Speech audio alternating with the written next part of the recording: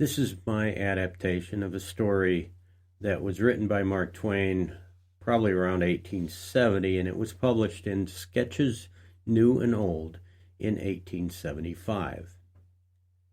A Curious Dream.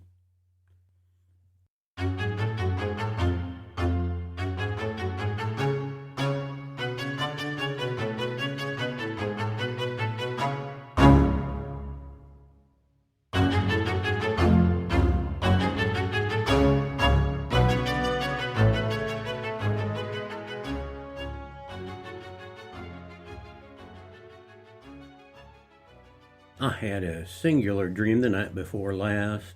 I seemed to be sitting on a doorstep in no particular city around midnight. The night was balmy and still, with no sound except for the occasional barking of a dog in the distance.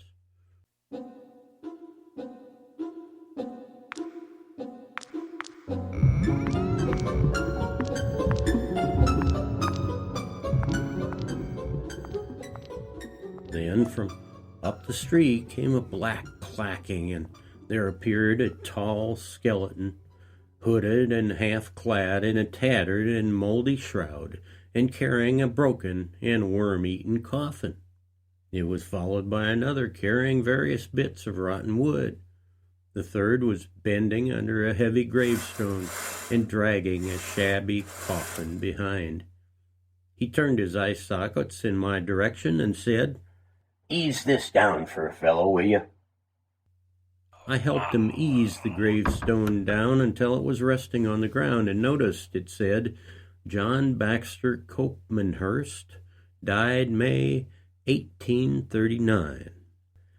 The deceased sat wearily beside me and wiped his os frontis bone with his major maxillary, probably from former habit, as I could detect no perspiration.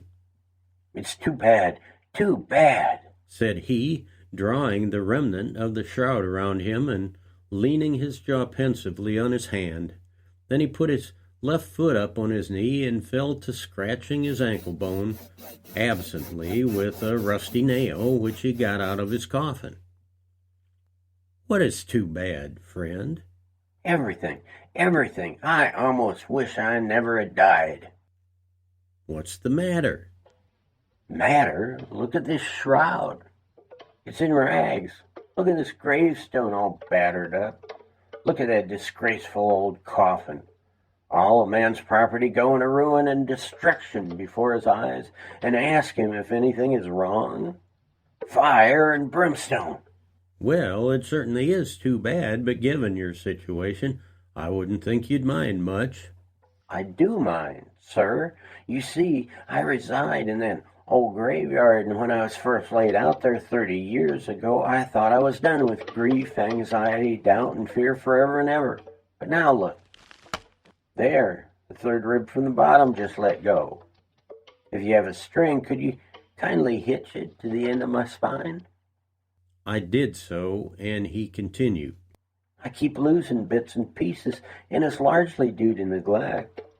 When I laid down here 30 years ago, I was in the country, out in the breezy, flowery, grand old woods, and the lazy winds gossiped with the leaves, and the squirrels capered over us and around us, and the creeping things visited us, and the birds filled the tranquil solitude with music.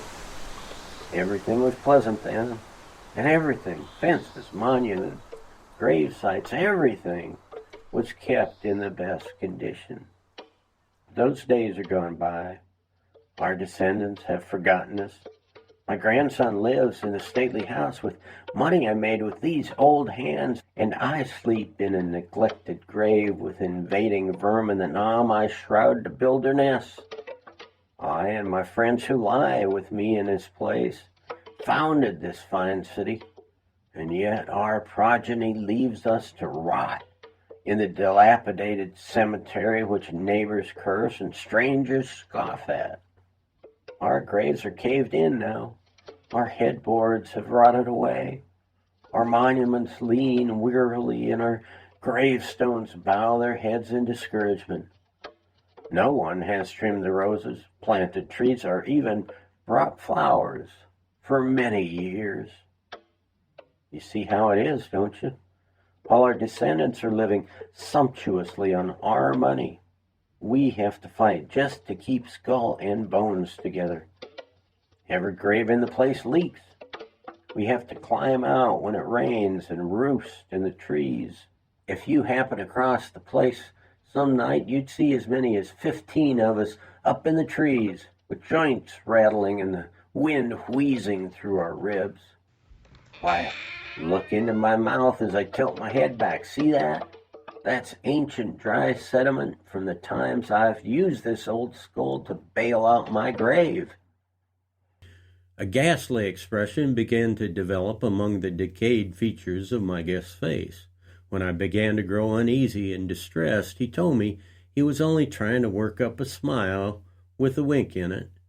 I told him that I thought a happy skeleton would be a wonder to behold, but given the hardware he had at his disposal, I didn't think the smile was working out quite as he intended. Well, of course my hardware has degraded because of the intentional neglect of our graveyards, perpetrated by our descendants until there's no occupying them any longer. Besides the osteological discomfort of it, the present state of things is ruinous to property and personal infrastructure. There's not a single coffin in good repair among all my acquaintance. Not only the pine box type, but also those monumental individuals who traveled under black plumes at the head of a massive procession and had their choice of cemetery lots. One of the poor fellows actually traded his monument to a late barkeeper for some fresh shavings to put under his head. And there's nothing that give a corpse more pride in this moment. He loves to read the inscription. Now, I don't complain, but I do think it was a bit shabby of my descendants to give me nothing but this old slab of a gravestone. I used to have the inscription gone to his just reward and considered it a compliment. But by and by I noticed that whenever an old friend of mine came along, he would stare at that inscription for a moment, then chuckle to himself and walk off looking satisfied and comfortable. So I scratched it off to get rid of those fools. At any rate, we're all leaving now. We can't tolerate the treatment we're receiving at the hands of our descendants. They open new cemeteries, but leave us to fall apart. So we go, and now I must go with them. And the others are on the emigrant trail now, and one thing I know is that we'll never sleep in that crazy old cemetery again.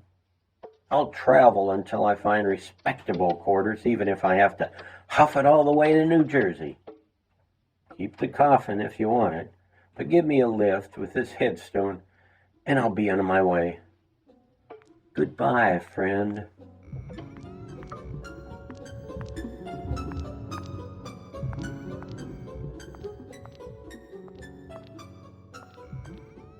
With his gravestone on his shoulder, he joined the grisly procession, dragging the damaged coffin behind him because I refused his generous offer to let me keep it. These sad outcasts went clacking by for what seemed 2 more hours, laden with their dismal effects, and 1 or 2 of the youngest inquired as to train schedules, though the others seemed unaware of that form of travel. Some asked about various roads or towns, and some of the towns they asked about no longer existed. They often asked about the condition of cemeteries in certain towns or cities, and if the treatment of the dead was respectable in these places. Even though I knew it was a dream, it seemed altogether real, and at one point I mused out loud that I should consider writing about it, although I feared that I could not describe it truthfully. At this, one of these former citizens leaned toward me and said, "Don't let that disturb you. Any community that would let their gravestones languish in such conditions can't stand to hear anything about the neglected and forsaken dead that lie in them." At that very moment, I awoke to find myself lying with my head out of the bed and hanging downward, a position favorable for dreaming dreams with morals in 'em, but not for composing poetry.